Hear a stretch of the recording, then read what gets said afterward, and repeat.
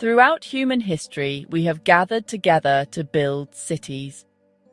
These sprawling collections of homes, markets, and temples represent our greatest achievements.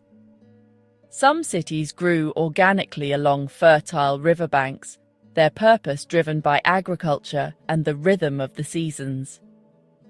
Others flourished at the crossroads of major trade routes, becoming vibrant hubs of commerce where goods and ideas were exchanged freely.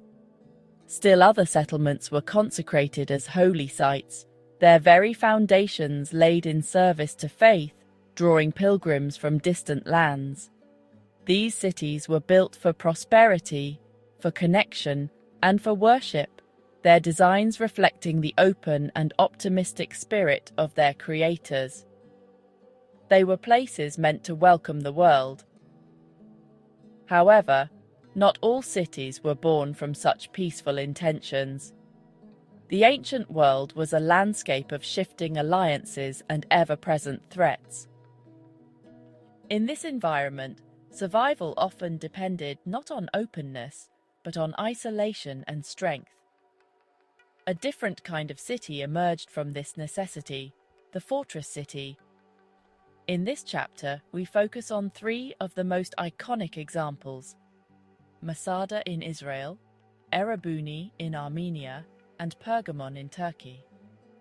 These were settlements built not for trade, but for resistance, not for faith, but for survival. Their primary purpose was to endure, to withstand the relentless pressures of invasion, and to project an image of unyielding power. Their architecture was a direct response to the dangers that surrounded them, with every stone laid and every wall raised with the single-minded goal of defense. These fortress cities, Masada, Erebuni, and Pergamon, were often constructed in the most formidable and inaccessible locations imaginable. They were perched atop sheer cliffs, built upon isolated mountain peaks, or nestled within rugged, unforgiving terrain. Their founders understood that the landscape itself could be their greatest ally. A high vantage point offered a clear view of approaching armies, while steep slopes could slow or halt an enemy's advance long before they reached the city gates. These settlements were masterpieces of strategic engineering, where human ingenuity worked in concert with the natural world to create bastions of security in a deeply uncertain time. Their very existence was a testament to the human will to persevere against all odds. This essay will explore three remarkable examples of these ancient strongholds: Masada, Erebuni, and Pergamon, each a fortress city that shaped the history of its region. Each of these cities, in its own unique way, harnessed the power of elevation to create a sanctuary of safety and a symbol of authority. We will examine how the inhabitants of Masada, Erebuni, and Pergamon used the high ground to their advantage, building impressive fortifications and developing sophisticated strategies for survival. We will also explore the reasons for their eventual decline, understanding that even the mightiest fortresses, like Masada, Erebuni, and Pergamon, cannot stand forever. Through the stories of Masada, Erebuni, and Pergamon, we gain a deeper appreciation for the timeless relationship between landscape, power, and human resilience. The high ground, sanctuaries of survival. Masada, Erebuni, and Pergamon stand as powerful monuments to a specific type of urban design, one born from the fundamental need for security. These were not sprawling metropolises that welcomed strangers with open arms.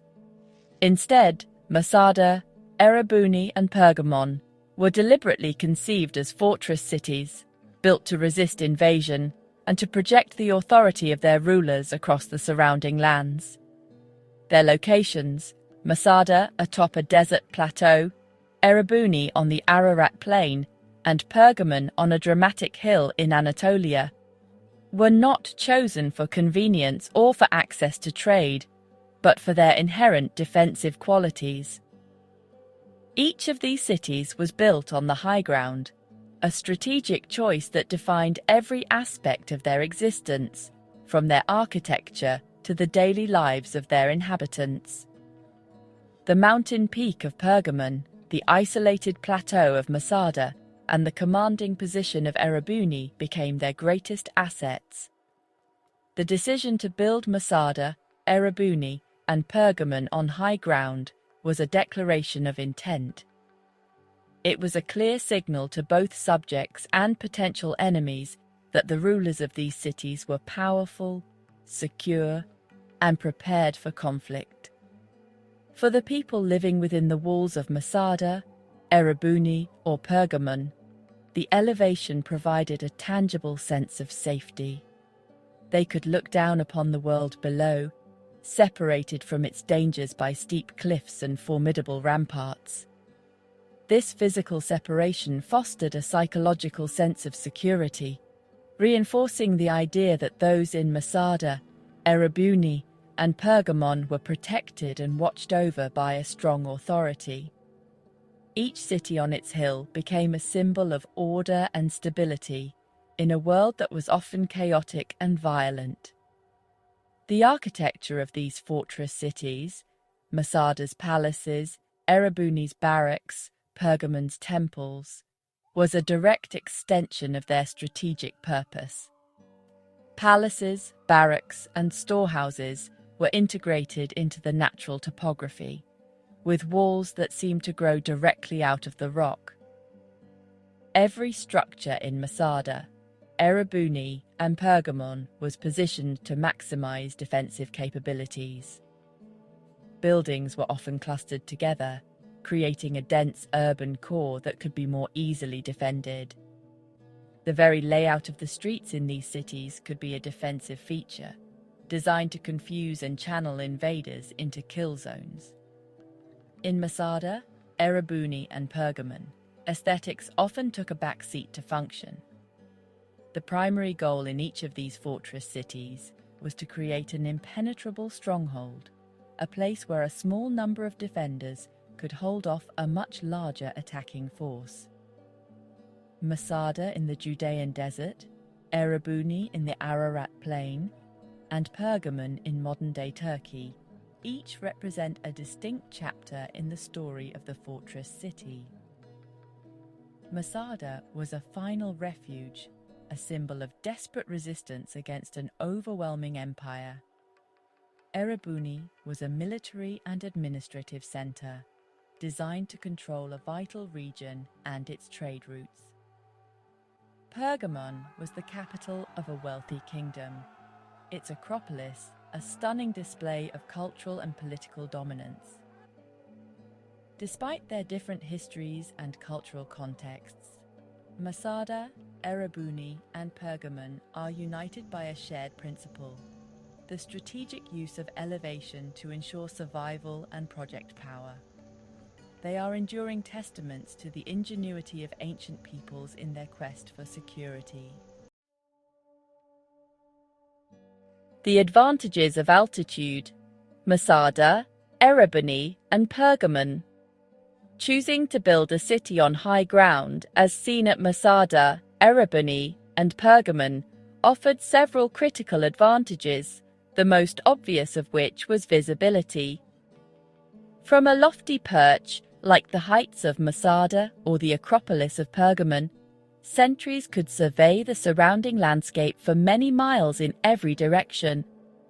This provided an invaluable early warning system. An approaching army could be spotted long before it reached the city's walls, giving the defenders of Erebuni or Masada ample time to prepare. They could secure the gates, muster their soldiers, and ensure that all citizens were safely inside the fortifications, just as was done in these legendary strongholds. This ability to see an enemy coming, rather than being taken by surprise, fundamentally shifted the balance of power in favor of the defenders at places like Pergamon and Erebuni. It turned time itself into a defensive weapon for these fortress cities. Elevation also provided a significant military advantage during an attack, as demonstrated at Masada and Pergamon. Attacking a fortified city on a hill, such as the steep ascent to Masada, was an exhausting and perilous undertaking. Soldiers had to fight against gravity, climbing steep slopes while under fire from the defenders above. The defenders, in contrast, could use gravity to their advantage. At Erebuni and Pergamon, they could rain down arrows, stones, and other projectiles with greater force and accuracy. The city's walls, already formidable obstacles, became even more difficult to scale when situated atop a steep incline, as seen at Masada and Pergamon. This natural barrier often meant that an attacking army would be weakened and demoralized long before it even reached the primary fortifications, making the task of the defenders at Erebuni or Masada that much easier. Beyond the purely military benefits, the psychological impact of a city on a hill, like Pergamon or Masada, was immense. To those living in the plains and valleys below, the fortress high above, such as the citadel of Erebuni, was a constant and imposing symbol of power. It was a visual reminder of the authority of the king or ruler who resided there. Its inaccessibility and apparent strength, as seen at Masada, projected an aura of dominance and invincibility. This psychological warfare was often as effective as any wall or army. It could deter potential rebellions and discourage would-be invaders who might look up at the formidable citadel of Pergamon or Erebuni and decide that the cost of an attack was simply too high. The fortress city, whether Masada, Erebuni, or Pergamon, ruled not just through force, but through perception. This combination of superior visibility, defensive leverage, and psychological dominance made elevated locations like these the ideal choice for any ruler wishing to secure their power. The high ground offered a comprehensive solution to the problem of security in the ancient world. It allowed a relatively small population, like those at Masada, Erebuni, and Pergamon, to protect itself from much larger forces and to control a wide expanse of territory. The fortress cities of Masada, Erebuni, and Pergamon are prime examples of this principle in action. Their creators understood that by mastering the landscape, they could create enduring sanctuaries of power and survival that would intimidate their enemies and reassure their subjects for generations. Masada, a fortress in the desert sky. The ancient fortress city of Masada is perhaps the most dramatic example of a natural fortress in the ancient world. Masada is a massive, isolated rock plateau rising sharply from the floor of the Judean desert, with the Dead Sea shimmering in the distance. Its flat top provided ample space for a settlement, while its sheer cliff faces, dropping hundreds of meters on all sides, made the fortress city almost impossible to assault. Access to Masada was limited to a few narrow and treacherous paths, the most famous of which was the Snake Path, a winding trail that could be easily defended by a handful of soldiers. This extraordinary natural position made Masada a perfect location for a stronghold, a fortress city of last resort for those seeking refuge from a hostile world. The site of Masada was first fortified by the Hasmonean ruler Alexander Jannaeus, but it was King Herod the Great who transformed Masada into a truly magnificent and seemingly impregnable fortress city. Herod, known for his paranoia and his ambition, built 2 luxurious palaces on the plateau of Masada, complete with bathhouses, storerooms, and elaborate mosaics, all within the fortress city. He surrounded the entire clifftop of Masada with a formidable casemate wall, punctuated by numerous defensive towers. Most impressively, Herod engineered a sophisticated water collection system for the fortress city, consisting of a series of dams and aqueducts that channeled precious rainwater into huge cisterns carved directly into the rock. This ensured a plentiful supply of water, the most critical resource for surviving a long siege in the arid desert at Masada. The fortress city's reputation for invincibility was put to the ultimate test during the First Jewish-Roman War. After the fall of Jerusalem in 70 AD, a group of Jewish rebels known as the Sicarii sought refuge in the fortress city of Masada. For several years, they held out in Masada against the might of the Roman Empire. The Romans, led by Flavius Silva, were faced with the immense challenge of capturing a fortress city that was naturally designed to resist them. Unable to take Masada by direct assault, the Romans embarked on one of the most ambitious feats of military engineering in history. They encircled the entire plateau of Masada with a siege wall and constructed a massive earthen ramp against its western face. The construction of this ramp at Masada was a monumental undertaking, a battle between Roman engineering and the endurance of the defenders. Thousands of enslaved people toiled for months, moving earth and stone to slowly build a rampart that would allow the Romans to bring a battering ram up to Masada's walls. The defenders of Masada could only watch as the ramp grew ever closer, a slow and inevitable threat rising from the desert floor towards their fortress city. The story of Masada is not just one of military conflict, but of a clash between the natural strength of the landscape and the relentless determination of human engineering, all centered on this iconic fortress city. Masada illustrates how even the most formidable natural fortress city could eventually be overcome by a powerful and patient enemy. In the highlands of the Armenian plateau, near the modern city of Yerevan, lies the ancient fortress city of Erebuni. Founded in 782 BC by King Argishti I of Urartu, Erebuni was not a place of last refuge, but a strategic center of power.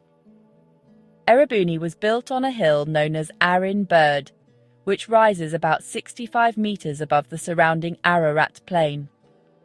This elevation provided a commanding view of the fertile plains, a vital agricultural region, and the major trade routes that passed through the area. From this vantage point, the Urartian kings could project their military and political authority, ensuring the security and prosperity of their northern territories.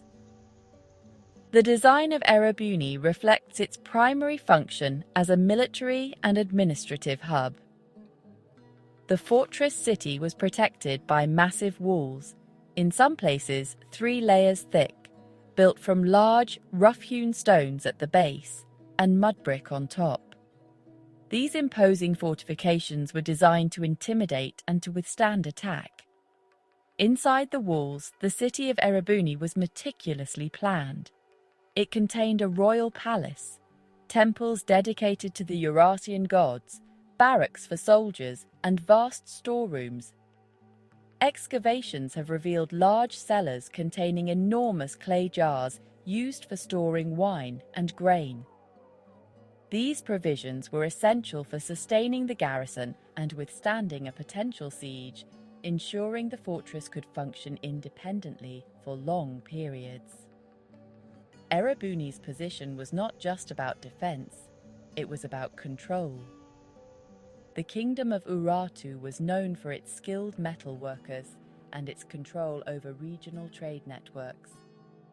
The fortress at Erebuni served as a secure base from which to manage these economic activities and protect caravans from bandits or rival powers. The garrison stationed there could quickly respond to any threats in the surrounding plain, ensuring that taxes were collected and that the king's authority was respected. The fortress was a powerful symbol of Eurasian dominance, a constant reminder to the local population and to neighbouring states of the kingdom's strength and reach. Unlike Masada, which fell in a single dramatic siege, Erebuni's decline was more gradual.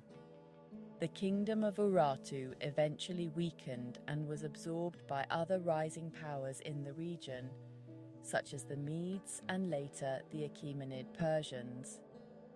While the fortress continued to be occupied for centuries, its strategic importance diminished as political boundaries shifted and new centres of power emerged.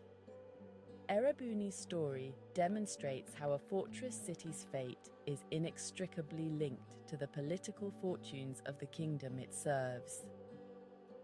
When the central authority that built and maintained the fortress collapses, the stronghold itself, no matter how well built, eventually loses its purpose. The fortress city of Pergamon, located in what is now western Turkey, was the capital of a powerful and wealthy Hellenistic kingdom. Its Acropolis, the fortified heart of Pergamon, was built upon a steep conical hill that rises dramatically more than 300 meters above the surrounding valley. This was a city designed to inspire awe, and Pergamon's fortress-like presence dominated the landscape. The choice of location for the fortress city of Pergamon was as much about projecting cultural and political prestige as it was about defense. The journey up to the Acropolis of Pergamon was a theatrical experience, with buildings and monuments carefully placed to create a sense of grandeur and power. Pergamon was not merely a fortress, it was a stage upon which the Attalid dynasty displayed its wealth, influence, and cultural sophistication to the world. The architecture of the Pergamene Acropolis is a stunning example of urban planning integrated with a challenging landscape, making Pergamon a model fortress city. The city was built on a series of terraces carved into the hillside, connected by grand staircases, further emphasizing Pergamon's fortress-like design. At the very top of the fortress city stood the royal palaces, the arsenal, and temples dedicated to Greek gods, all protected by a formidable ring of fortifications. Perhaps the most famous feature of Pergamon was the Great Altar, a monumental structure decorated with a dramatic frieze depicting the battle between gods and giants. The most breathtaking structure in the fortress city, however, was the theatre. Built into the steep western slope of the hill, the theatre's seats offered a dizzying view of the stage and the vast plain below, a powerful fusion of art and landscape unique to Pergamon. The defensive capabilities of the fortress city of Pergamon were formidable. The steepness of the hill made any direct assault on Pergamon incredibly difficult. The city was encircled by a series of massive walls, expanded and strengthened by successive kings, which incorporated the natural rock formations into their design, hallmarks of a true fortress city. The main gate of Pergamon was protected by a complex system of courtyards and towers, designed to trap and disorient any attackers who managed to breach the outer defences. Inside the Acropolis, vast cisterns and granaries ensured that the fortress city could endure a prolonged siege. The arsenal of Pergamon was famously well stocked, a symbol of the kingdom's military readiness and a deterrent to would-be conquerors. Despite its strength as a fortress city, Pergamon's independence eventually came to an end, not through military conquest, but through politics. In 133 BC, the last Attalid king, Attalus III, died without an heir and bequeathed his entire kingdom, including the fortress city of Pergamon, to the Roman Republic. Pergamon became the capital of the Roman province of Asia, and while it remained an important city for centuries, its role as the seat of an independent fortress kingdom was over. The city's Acropolis, once a symbol of Hellenistic power and defiance, was gradually overshadowed by the new Roman city that grew in the valley below. The story of Pergamon, a remarkable fortress city, shows that even a place of immense strength and cultural significance can be absorbed by the changing tides of political power. The fortress cities of the ancient world, Masada, Erebuni, and Pergamon, relied on a sophisticated system of defensive strategies, all working in harmony with the natural landscape unique to each site. The most fundamental element of this system, seen at all three sites, was the wall. These were not simple barriers, but complex engineering projects, as demonstrated by the massive fortifications of Erebuni and the intricate walls of Pergamon. Walls were often built in layers, with an outer wall, an inner wall, and a space in between that could be filled with earth and rubble to absorb the impact of battering rams, a technique visible in the ruins of Masada and Erebuni. They were topped with battlements, which provided cover for archers, and punctuated by towers that allowed defenders to fire down along the length of the wall, creating deadly crossfires for any attackers who got too close. Features still visible at Pergamon and Masada. The gates were always the most vulnerable points of any walled city, and in places like Erebuni and Masada, they received special attention. A simple opening was never enough, as seen in the fortified entrances of these cities. Gate systems were often designed as elaborate traps, such as the winding approaches at Pergamon. An attacker might have to pass through an outer gate, only to find themselves in a small enclosed courtyard, surrounded by high walls and towers from which defenders could attack them from all sides, a tactic used at Erebuni and Masada.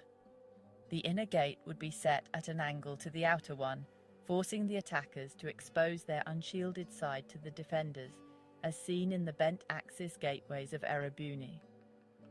These bent-axis gateways slowed down any assault and turned the attackers' momentum against them, making a direct charge impossible, a hallmark of the defensive design at Masada and Pergamon.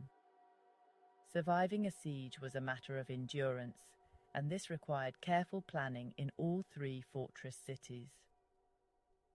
Central to this was the storage of essential supplies, particularly water and food, as seen in the granaries and cisterns of Masada and Erebuni. As we saw at Masada, immense cisterns were carved to collect every drop of rainwater, ensuring a supply that could last for months or even years. Granaries and storehouses were built in the most secure parts of the fortress, protected from both enemy attack and the risk of fire, as in Erebuni and Pergamon. A well-stocked fortress like Masada or Pergamon could simply wait out an enemy. An attacking army had to maintain long supply lines, and the longer a siege lasted, the more vulnerable the attackers became to disease, starvation, and attacks from the rear, an advantage for defenders at all three sites.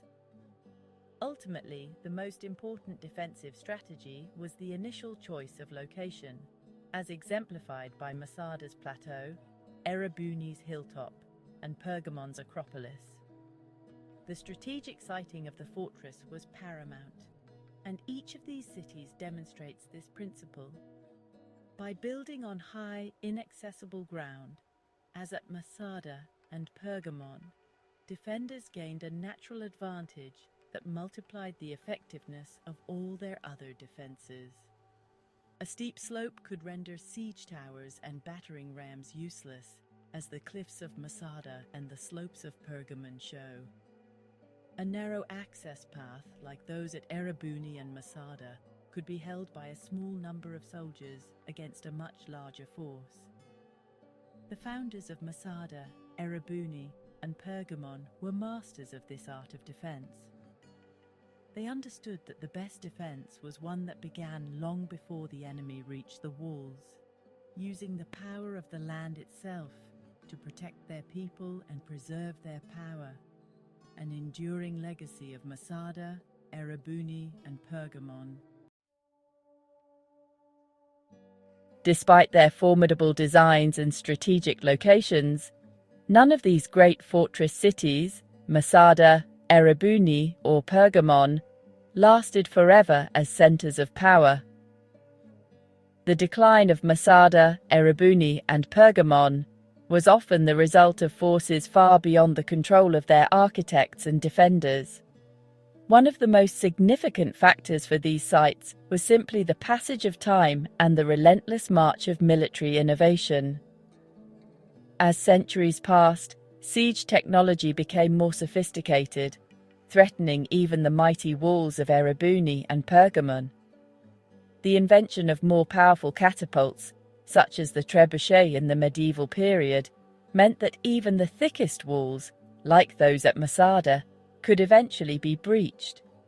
The development of gunpowder and cannons in later eras rendered the high walls of ancient fortresses like Pergamon and Erebuni almost obsolete, changing the nature of warfare forever.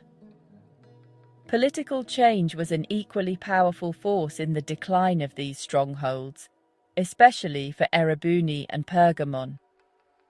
The fates of Erebuni in Armenia and Pergamon in Turkey illustrate this perfectly.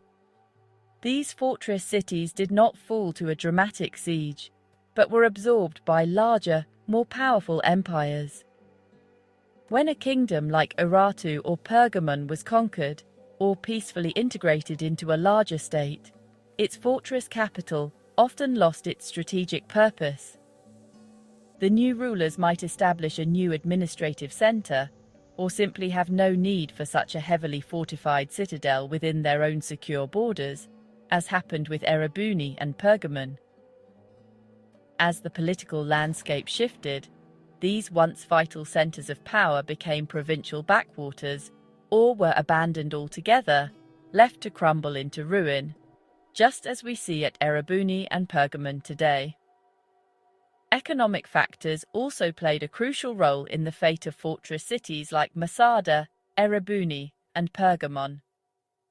Many ancient cities, even fortified ones such as Erebuni and Pergamon, depended on their position along important trade routes. When these routes shifted, the economic lifeblood of the city could be cut off, as happened to Pergamon when new trade centers emerged.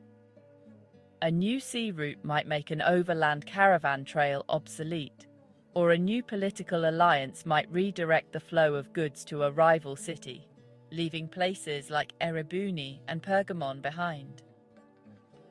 Without the wealth generated by trade, a city could no longer afford to maintain its massive walls, support its garrison, or sustain its population. This was true for all three, Masada, Erebuni, and Pergamon. Slowly the city would wither, its inhabitants drifting away to more prosperous locations, leaving the once mighty fortress, be it Masada, Erebuni, or Pergamon, to decay in silence. In the case of Masada, the fortress fell not because of a flaw in its design, but because of the sheer, overwhelming resources of its attacker, the Roman Empire. The Roman Empire could afford to dedicate a legion of soldiers and thousands of laborers to a single siege for months on end, as they did at Masada. The Romans possessed the engineering skill and the manpower to overcome any natural obstacle, even the mountain stronghold of Masada. The fall of Masada demonstrates a fundamental truth. A fortress, whether Masada, Erebuni, or Pergamon, is only as strong as the political and military power that it can withstand. When faced with an enemy of vastly superior strength and determination, even the most impregnable stronghold, like Masada, Erebuni, or Pergamon, can eventually be conquered. The era of the great fortress city, places like Masada, Erebuni, and Pergamon, may be long past, but the fundamental principles of defensive design and strategic positioning continue to influence us today. The legacy of fortress cities such as Masada in Israel, Erebuni in Armenia, and Pergamon in Turkey is not confined to archaeology books. It is subtly embedded in the fabric of our modern world.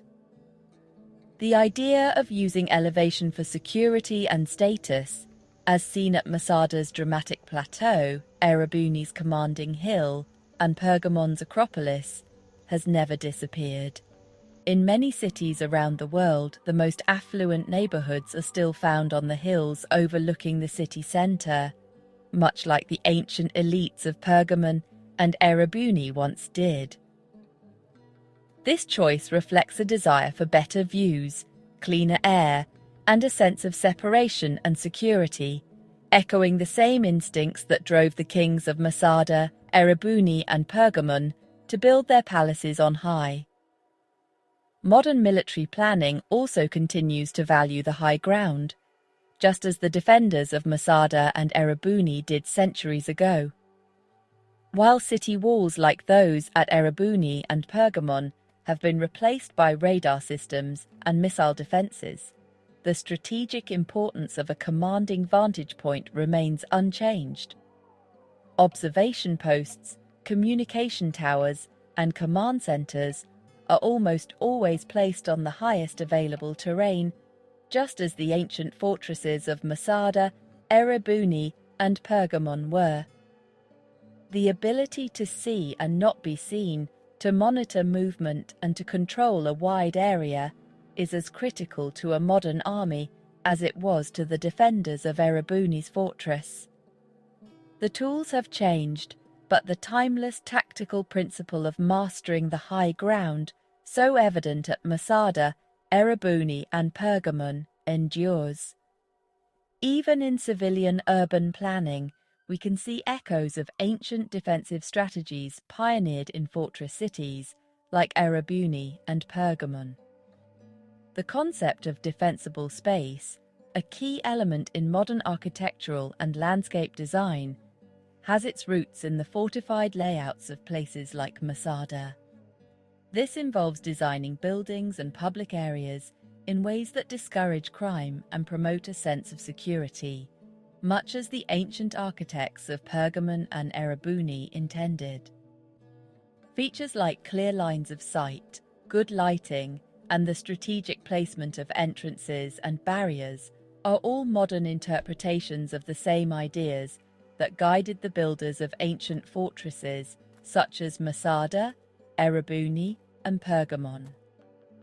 The goal is to create an environment where residents feel safe and where potential threats are naturally deterred by the design of the space itself, just as the ancient inhabitants of these fortress cities once sought.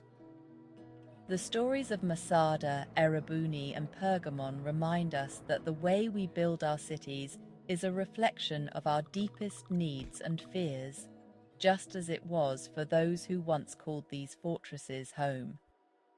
They show us that the relationship between humanity and the landscape is a constant negotiation between ambition and vulnerability, as seen in the dramatic settings of Masada, Erebuni, and Pergamon. While we may no longer build our homes on isolated plateaus to fend off invading armies as at Masada, the desire for security, stability, and a clear view of what lies ahead remains a fundamental part of the human condition. The silent ruins of Masada, Erebuni, and Pergamon stand as a powerful testament to the enduring quest for a safe place in a complex world. No more about ancient history and lost civilizations on eternal echoes,